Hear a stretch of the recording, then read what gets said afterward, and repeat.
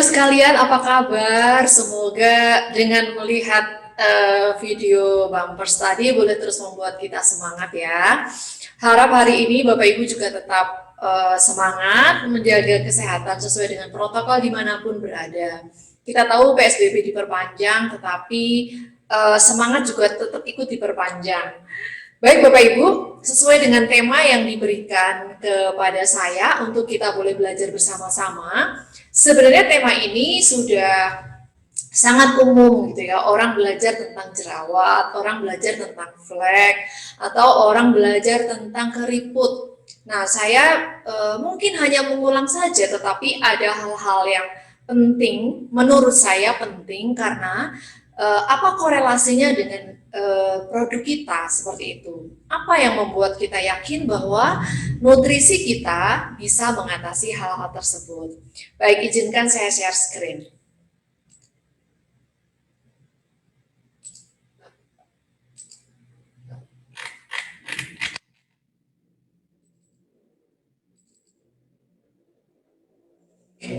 Baik, Bapak Ibu sekalian, siang hari ini kita belajar resolusi wajah bebas jerawat, flek, keriput dengan Veragel dan Trulun. Banyak sekali orang yang bertanya kepada saya bagaimana cara menggunakan Veragel dan Trulun, boleh nggak bersama-sama? Nah, ini adalah merupakan sebuah seni Bapak Ibu. Namun sebelum kita menyimpulkan kedua produk itu, kita akan coba mereview lagi sebenarnya apa itu jerawat, flek, dan keriput. Ya, kita semuanya sudah pernah jerawatan atau ada yang belum ya? Mungkin ada yang belum, itu bagus sekali. Tetapi kalau yang pada umumnya pasti kita sudah pernah melihat jerawat itu seperti apa. Jerawat itu adalah sebuah kondisi kulit yang terjadi ketika folikel rambut tersumbat minyak atau sel-sel kulit mati. Jadi harusnya saluran sebum atau kelenjar minyak itu keluar karena itu merupakan proses sekresi gitu ya. Sekresi itu adalah mengeluarkan cairan, entah itu lendir, entah itu air atau lemak atau minyak yang keluar dari tubuh kita. Seperti keringat itu memang harus dikeluarkan seperti itu ya. Nah, jerawat paling umum terjadi pada remaja dan dewasa muda karena faktor hormonal. Tapi tidak jarang juga karena ada penyakit, ada sesuatu yang masuk gitu ya. Misalnya karena alergi, itu sangat mungkin. Nah, alergi adalah merupakan sebuah tanda ada hal yang tidak beres di dalam tubuhnya. Nah, gejala mulai dari komedo, kepala hitam, kecil seperti itu, hingga jerawat atau bernanah, dan ini pasti terjadi infeksi. Kalau infeksi berarti ada bakteri, mungkin ada jamur. Nah, ini yang harus diperhatikan karena akan mengganggu secara metabolisme. Bahkan ada yang jerawatan sampai demam. Itu artinya berarti tubuhnya mengalami infeksi. Jadi bakterinya itu bisa beredar di seluruh tubuhnya seperti itu. Oh ya Bapak Ibu, jangan lupa nanti usai presentasi saya akan ada pengumuman pemenang ya. Jadi nantikan materi ini sampai selesai. Baik, bisa juga jerawat ini menjadi benjolan besar, kemerahan, yang merupakan tanda dari radang akut, dan nyeri. Nah, kalau misalnya ada kelenjar keringat tersumbat menjadi kista, itu disebut kista ateroma. Itu yang disebut tumor jinak seperti itu ya. Kalau misalnya secara medis dioperasi, maka akan keluar kotoran seperti minyak-minyak seperti itu yang harus diambil supaya tidak infeksi. Nah, jerawat ini muncul di area tubuh yang mengandung banyak sebum seperti wajah, leher, dan punggung. Sebum itu kelenjar minyak Bapak Ibu ya, dan itu yang seringkali tersumbat. Nah, semuanya ini terjadi tadi kecuali hormonal, kemudian karena mungkin makanan tertentu, atau karena obat tertentu gitu ya, atau menggunakan kosmetik tertentu bisa menyebabkan jerawat. Tetapi bisa juga jerawat itu menjadi sebuah manifestasi atau tanda yang baik bagi tubuh kita. Nah, kalau yang tanda baiknya adalah memberikan tanda kepada kita, biasanya ibu-ibu ya, kita wanita itu tanda bahwa akan ada datang bulan, itu hormonal gitu ya. Tidak hanya remaja putri dan dewasa muda, sampai dewasa sampai yang sebelum menopause pun juga kadang-kadang masih muncul tanda itu. Otomatis kita bersiap-siap sebenarnya. Mengapa? Karena biasanya ibu-ibu seperti saya kalau mau menstruasi ada jerawat langsung langsung ngeh nih, oke mau menstruasi, otomatis emosi harus dijaga, bisa dikendalikan, karena kalau tidak kita akan mood swing ya, itu akan mengganggu sekali suasana sekitarnya, otomatis pasangan, anak-anak, dan situasinya jadi tidak nyaman. Otomatis dengan jerawat yang baik itu akan memberikan kewaspadaan kepada diri kita supaya tidak terlalu emosional, seperti itu ya. Jadi ini sekilas tentang jerawat. Kemudian flek, seringkali kita, termasuk saya, gelisah ketika mempunyai flek yang nggak hilang-hilang. Flek adalah bercak berwarna kecoklatan atau kehitaman yang dapat muncul di kulit wajah atau daerah lain pada tubuh karena meningkatnya produksi melanin, terutama setelah terpapar sinar matahari atau sinar ultraviolet. Disebut juga hiperpigmentasi. Nah, kalau yang sampai melebar gitu ya, kadang-kadang ada sampai melebar, itu disebut melasma. Kalau misalnya flek-flek yang mengganggu itu akan sangat membuat kita gelisah ya, karena akan mengganggu penampilan. Oleh karena itu sebenarnya kita bisa mengevaluasi kenapa. Apakah tidak cocok dengan kosmetik, atau kita kurang merawat, atau belum ketemu kosmetik yang cocok gitu, yang pas memberikan nutrisi. Karena kadang-kadang Bapak Ibu, tidak jarang kosmetik yang dipakai, setelah dipakai lupa atau ada beberapa saat tidak memakainya lagi, fleknya keluar. Karena akan menipiskan kulit dan mengkamuflase gitu ya. Sebenarnya flek itu pun juga membuat kita menjadi lebih, bagaimana ya caranya ya supaya fleknya hilang. Ya salah satunya adalah mengurangi paparan sinar matahari. Tetapi ada juga ketika tidak terkena matahari tetap aja flek. Salah satunya adalah karena alat kontrasepsi.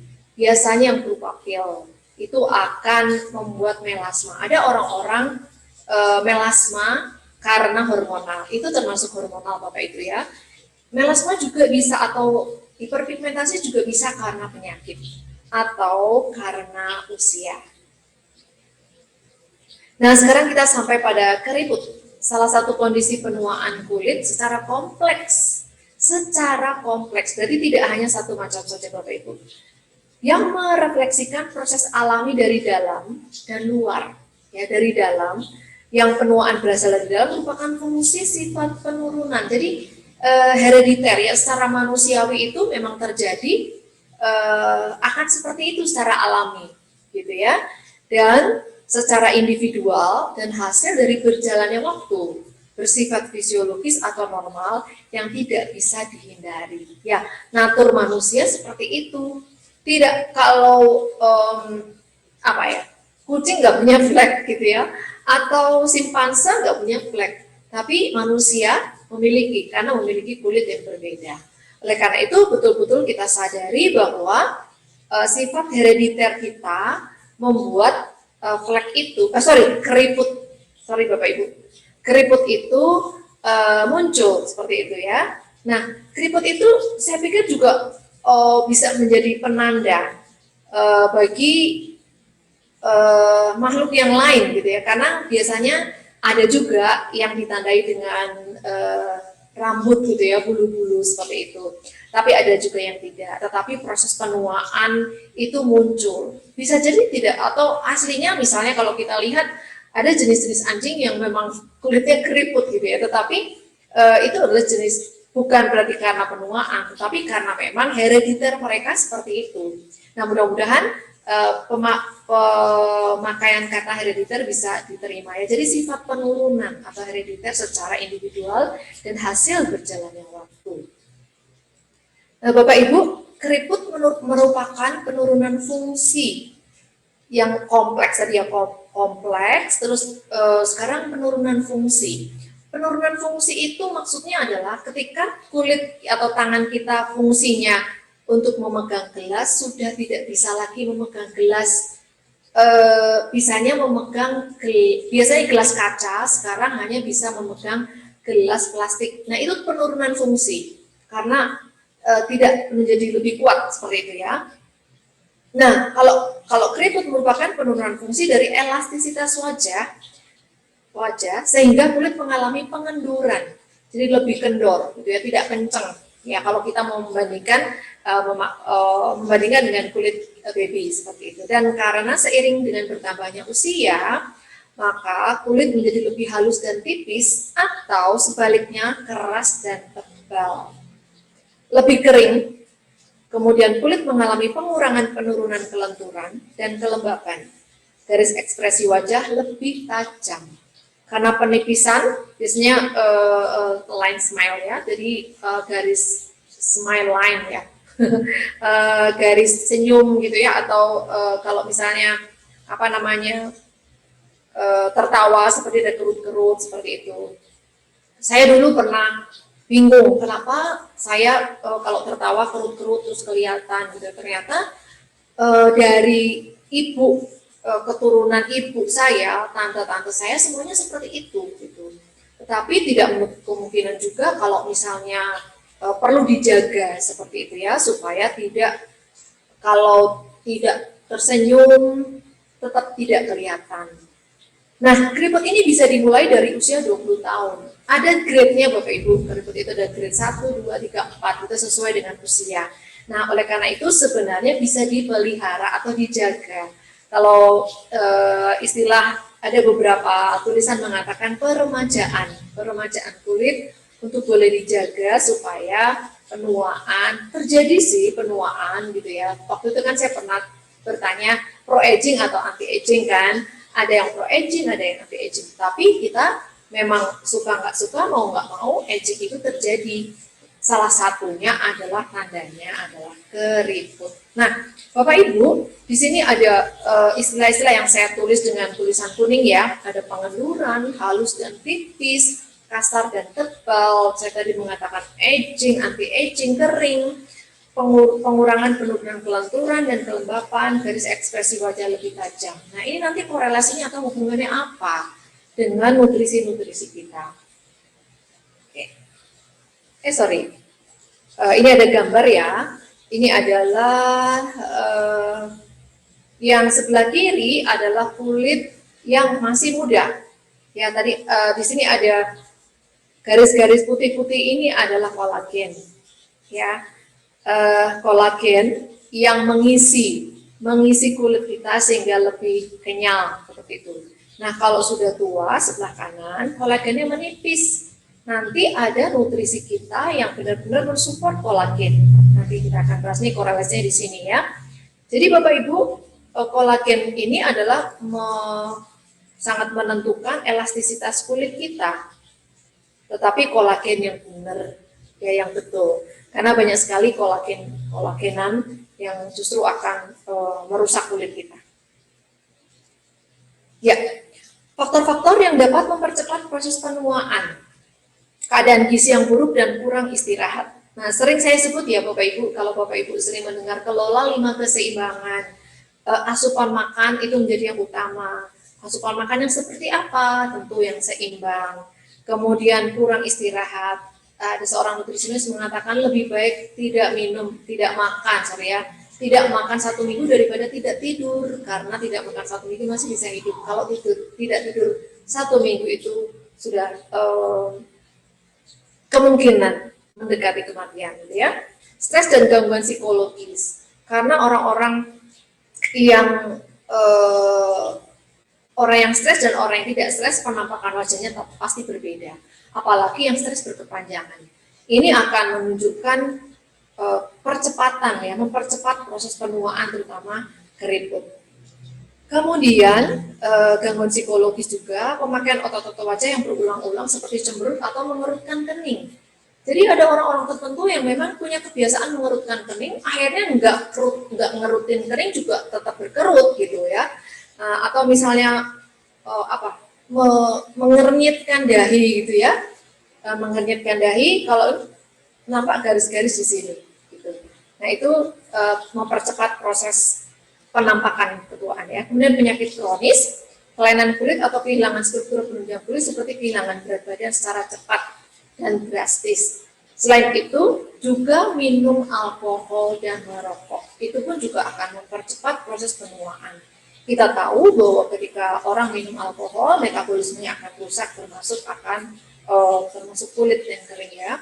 Dan satu lagi yang selalu saya tekankan, rehidrasi, tidak ada rehidrasi yang tepat ataupun seimbang. Jadi orang itu cenderung males minum gitu. Jadi akhirnya nggak terisi air, akhirnya kelihatan keriput. Coba saja kalau misalnya Bapak Ibu mulai menghitung cairan gitu ya. Karena itu terjadi pada saya Bapak Ibu. Saya itu memang mungkin karena saya 6 bersaudara, saya perempuan sendiri, saya orangnya cuek, nggak memikirkan kecantikan, nggak memikirkan dandan, nggak sama sekali sampai punya anak 3 baru sadar gitu. Ya udah terlambat, tapi ya nggak terlambat gitu. Karena saya bersyukur flek saya hilang setelah pakai kerudung gitu.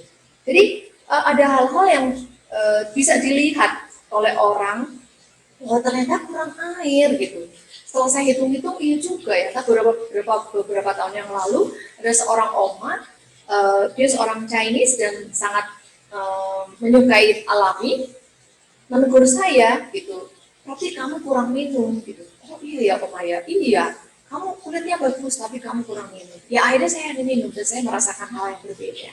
Itu hal yang sangat sederhana yang bisa menolong kita. Ternyata keriput bisa jadi karena kita kekurangan cairan. Nah, ini secara keseluruhan pencegahan jerawat, flek dan keriput itu bisa dilakukan dengan menjaga kulit agar tetap bersih. Artinya kita menjaga supaya bebas bakteri. Ya, walaupun kita punya bakteri baik yang harus kita jaga. Kemudian memakai krim pelembab yang sesuai dengan jenis kulit. Nah ini pasti dilakukan oleh kita semuanya supaya kulit kita tetap segar, supaya kita juga tetap sehat seperti itu ya. Kemudian melindungi kulit dari paparan terutama sinar matahari. Sebenarnya tidak hanya sinar matahari Bapak Ibu yang membuat kulit kita itu rusak. Ya polusi, asap. Kalau kita naik motor atau sepedaan seperti itu ya, lebih baik kalau sudah sampai di suatu tempat ya cuci muka, bersihkan muka seperti itu. Walaupun kita aku sudah memakai masker sekarang, kita mungkin lebih disiplin ya memakai masker sampai rapat wajahnya sehingga kita tidak kotor wajahnya, is okay sih. Tapi kalau misalnya mungkin pasti kita kan kotor kan ya, kalau misalnya sampai kantor, parkir, kemudian jalan mungkin harus melewati tempat umum, itu kan juga udaranya cukup kotor. Rasanya tidak ada jeleknya juga kalau kita membersihkan wajah. Kemudian pola makan dengan gizi yang seimbang, ini tentu ditekankan sekali. Saya pernah cerita tentang gizi seimbang ya. Kemudian suplementasi internal, suplementasi yang diminum Bapak Ibu seperti vitamin A, vitamin C, vitamin E, dan sebagainya. Ini ada semua di nutrisi kita yang diminum. Kemudian hidup sehat serta tidur yang cukup. Nah, tidur itu adalah hal yang sangat pokok, yang sangat penting, yang tidak bisa diabaikan, dan memang itu adalah sebuah kebutuhan. Ya. Berikutnya, nah, ini adalah aloe vera yang kita miliki, yang isinya begitu banyak nutrisi, Bapak Ibu. Ada air, ada tulisan, ada betain, aloe vera barbadensis ini adalah lidah buaya ya. Nah ini istilah-istilah nanti Bapak Ibu bisa lihat, bisa searching, ini isinya apa saja. Ini ada Micrococcus lizard, ada ya di Trulum ya. Kemudian ini Porphyra umbilicalis, ekstrak, ini tanaman-tanaman yang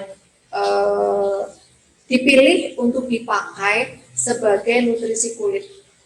Kemudian grapefruit, centella, asiatica, Caibera ganoderma, lucidum, ini jamur ya. Kemudian tocopherol, sodium ascorbat itu adalah vitamin C yang larut lemak.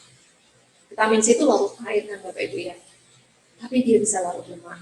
Ada di Trulum, ada di Veragel. Jadi inilah kelebihan nutrisi sinergi, nutrisi kulit sinergi bahwa yang vitamin-vitamin yang larut air bisa di-create menjadi larut lemak sehingga ketika menempel di kulit langsung bisa masuk ke dalam melalui jalur yang memang terdiri, kulit kita itu terdiri dari air dan lemak seperti itu. Nah, kita akan lihat kandungan sebenarnya korelasinya apa antara Veragel dan jerawat, flek dan keriput tadi ya. Nah, ini adalah kandungan aloe vera yang dominan gitu ya Bapak Ibu, yang sifatnya atau memiliki senyawa aktif yang memiliki aktivitas analgesik, yaitu nyeri. Tadi Bapak Ibu bisa lihat ya, salah satu ciri peradangan adalah nyeri. Nah, ternyata Veragel ini bersifat anti nyeri karena ada kandungan aloe veranya. Kemudian anti-aging. Anti-aging ini ya terkait dengan proses penuaan, salah satunya adalah keriput dan flek. Kemudian antibakteri. Kita tahu bahwa kalau jerawatan, tadi saya sempat menyinggungkan ya, kalau sudah sampai bernanah, ya akhirnya pasti itu ada bakterinya, seperti itu. Antihistamin itu mengurangi rasa gatal. Kemudian antiinflamasi jelas mengurangi peradangan. Anti plak gitu ya, plak itu maksudnya tuh flek gitu ya, menghitam. Kemudian anti wrinkle itu anti keriput ya. Depuratif itu apa ya, membuat nyaman. Imunodepresan ya berarti membuat, kalau imunodepresan itu menekan imunitas yang terlalu tinggi. Misalnya alergi. Alergi itu kan berarti imunnya tuh berlebihan sehingga dia bisa menurunkan imun terkait dengan alergi. Ini melembutkan emollient. Kemudian fungisida itu adalah untuk jamur, stimulan itu merangsang pertumbuhan sel. Mikrosirkulatori itu berarti dia bisa memberi nutrisi secara mikro atau kecil. Kemudian berfungsi sebagai pelembab. Tadi ingatkan ya bahwa keriput itu kelembapan kulit kita itu kurang. Kemudian fagositosis itu adalah mematikan bakteri, membunuh bakteri, gitu ya. Jadi atau bakteri atau apapun yang mengganggu dia akan dibunuh. Kemudian tonik atau menguatkan, sehingga aloe vera ini juga sangat baik untuk menguatkan kulit kepala, ya. Vulnerary itu adalah menyembuhkan luka. Kalau jerawat itu kan biasanya ada luka ya, ada pecah pembuluh darah dan terjadi luka. Ya, itu adalah ingredient dari aloe vera Veragel, salah satunya adalah aloe vera barbadensis. Nah, ini adalah Vitis vinifera seed, ini maksudnya adalah biji anggur Bapak Ibu. Nah, biji anggur itu bisa mengatasi kerapuhan kapiler. Kerapuhan kapiler itu terjadi biasanya karena tipis pembuluh darahnya dan sering berdarah atau sensitif gitu, sensitif sekali perdarahan. Ini biasanya terjadi pada proses peradangan atau kalau Bapak Ibu memperhatikan orang-orang yang kena jerawat itu kan rawan sekali perdarahan. Anti-edem itu maksudnya adalah anti bengkak, anti kemerahan eritem, antihistaminik sama seperti aloe vera tadi mengurangi gatal, sama seperti aloe vera antiinflamasi, antioksidan, antiprostaglandin itu adalah prostaglandin itu penyebab nyeri, otomatis dia bersifat analgetik. Antiseptik itu membersihkan, anti-ulcer itu adalah mencegah terjadi borok seperti itu ya. Antiviral, jadi dia seperti menghambat virus. Pelindung kolagen, ya. Kemudian fungisida, ini pelindung kolagen ini satu kalimat Bapak Ibu ya. Jadi dia sangat melindungi kolagen, sehingga kalau Bapak Ibu melihat gambar yang di atas saya ini, yang sebelah kiri itu adalah sel kulit yang rusak. Sedangkan ini terjadi regenerasi. Nah, ini peran dari kulit anggur, biji anggur itu sangat penting. Kemudian fungisida, ya anti jamur, hemostat itu adalah menghentikan perdarahan sebagai tabir surya, vasoprotektif dan untuk alergi. Jadi Bapak Ibu bisa memakai Veragel ini sebagai tabir surya, sehingga melindungi supaya tidak terjadi flek seperti itu ya. Nah, Tanaman berikutnya yang ada di Veragel adalah Centella asiatica. Bapak Ibu, ini saya sudah pernah sharekan ya. Saya hanya mengulang saja untuk mengcompile, menggabungkan fungsi-fungsi yang ada dengan kasus yang kita hadapi. Sama seperti tadi, vitis viniferasid, analgesik, anti alergi, anti edem, anti inflamasi, antipiretik itu demam, antiseptik, anti ulcer itu berarti sorry Bapak Ibu ini tidak lengkap ya, anti ulcer, kemudian antiviral, fototonik, jerawat, jerawat Centella asiatica, alopecia itu untuk pembengkakan luka bakar, eksim, antidepresan. Dan Centella asiatica ini dikenal sebagai revitalisasi sel. Dia merevitalisasi sel, memfungsikan kembali sel-sel yang sudah rusak. Nah, ini yang tadi saya bilang Bapak Ibu, vitamin C, mengandung vitamin C. Jadi tetraheksil desil ascorbat ini ada di Veragel dan ada di telur. Sehingga kita tahu vitamin C adalah sebuah antioksidan yang sangat penting, tidak hanya untuk kulit, tetapi untuk tubuh kita secara keseluruhan. Kita tahu salah satu terapi untuk kasus pandemi adalah vitamin C. Nah, kalau misalnya kita tahu vitamin C ini secara kosmetik itu sangat penting, nah kita bisa dapatkan baik dari Veragel maupun dari telur.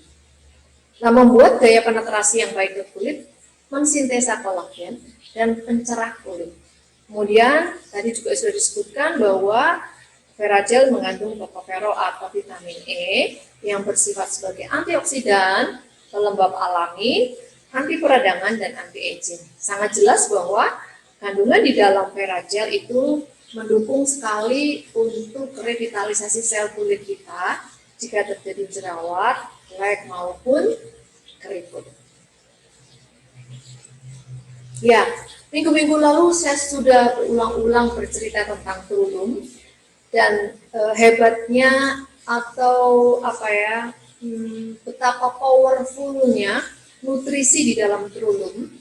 Itu Bapak Ibu kalau mengingat presentasi saya kemarin-kemarin sudah berulang-ulang saya katakan bahwa nutrisinya dimulai dari baik pembersihnya, tonernya maupun ampulsnya ya. Jadi pembersihnya itu membersihkan cleansing gelnya itu betul-betul membersihkan pada awalnya, pada saat mungkin kita ada di rumah, sekarang kita pandemi ada di rumah, apakah berarti kita tidak perlu pembersih? Sangat perlu, karena bagaimanapun kulit itu merupakan tempat untuk mensekresi keringat, ya, sehingga tetap kotor Bapak Ibu. Ya, dan bersyukurnya kalau kita memakai cleansing Trulum ini menjadi tidak kering. Kebanyakan ya, hampir semua pembersih itu yang di pasaran itu kan kalau kita beli di pasaran airnya kok kering ya gitu. Nah, kalau Trulum cleansing ini tidak kering. Nah, setelah itu diperkuat oleh tonernya ya. Toner itu berupa cairan yang seperti air, kemudian diaplikasikan ke dalam wajah untuk mempercepat peresapan kalau nanti diaplikasikan all-in-one ampul gitu ya, Trulum all-in-one ampul untuk melindungi kulit kita. Nah, ketika terjadi hal-hal yang tadi entah itu jerawat, flek maupun keriput, itu bisa dibantu. Nah, kalau yang jerawat Bapak Ibu itu kan berarti sedang mengalami infeksi ya. Kalau sudah mengalami infeksi, bisa dilakukan setelah membersihkan, bisa diaplikasikan Veragel dulu. Veragel untuk anti ulcer tadi, vulnerary untuk luka-lukanya itu bisa dibersihkan, bisa diaplikasikan seperti itu ya. Atau jadi pemakaian Trulum dan Veragel itu sangat variatif. Kita masing-masing bisa memanfaatkannya sesuai dengan kebutuhan dan kepentingan kita.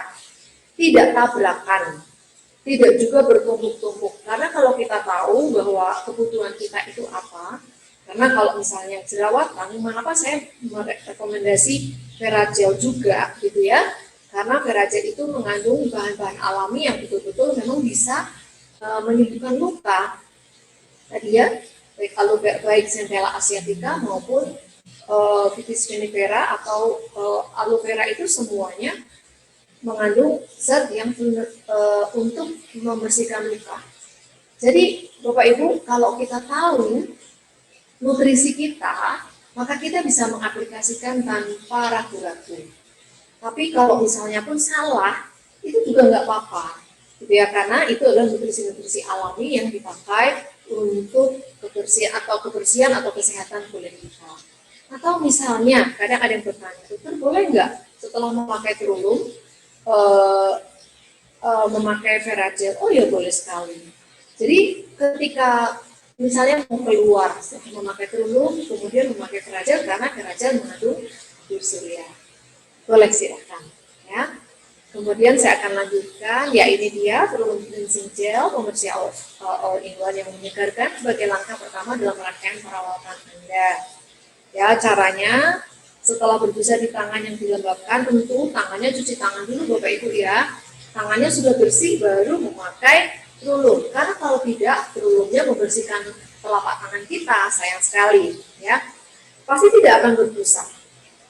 Nah, kemudian setelah berbusa di tangan yang dilembabkan, pijat perlahan gel di wajah dan leher yang lembab. Bilas dengan air hangat, gunakan pagi dan sore hari. Hangat airnya itu tidak hangat panas ya, tetapi hangat kulit kita. Kemudian Terulung hydrating toner setelah memakai cleansing, membersihkan dan mempersiapkan kulit untuk secara efisien menyerap bahan-bahan penyusun yang dijumpai pada rangkaian perawatan kulit Terulung. Nah ini sangat penting juga gitu ya, supaya menambah nutrisi, mempersiapkan sebenarnya, kecuali itu juga ada nutrisinya. Nah cara pemakaiannya sudah ada, tuangkan secukupnya pada kapas, bisa juga pada kapas, tapi kalau saya sayang kalau kapas terserah di kapas semuanya. Silakan Bapak Ibu mau memakai seperti apa ya. Kemudian berikutnya adalah all-in-one ampules gitu ya. Dan ini sudah dikenal Bapak Ibu mungkin ada yang sudah memakai, praktis sudah digunakan, menampakkan hasil dalam waktu singkat, memiliki semua manfaat yang ditawarkan seluruh rangkaian produk Terulung dengan hanya sekali pemakaian. Satu botol memberikan berbagai manfaat termasuk melembabkan, ya. Tadi waktu kita bahas tentang keriput kan kelembabannya berkurang ya, penurunan fungsi seperti itu. Mengurangi kerutan, mencerahkan, melindungi sel, dan memulihkan kembali sel yang rusak. Terima kasih Bapak Ibu. Demikian presentasi dari saya.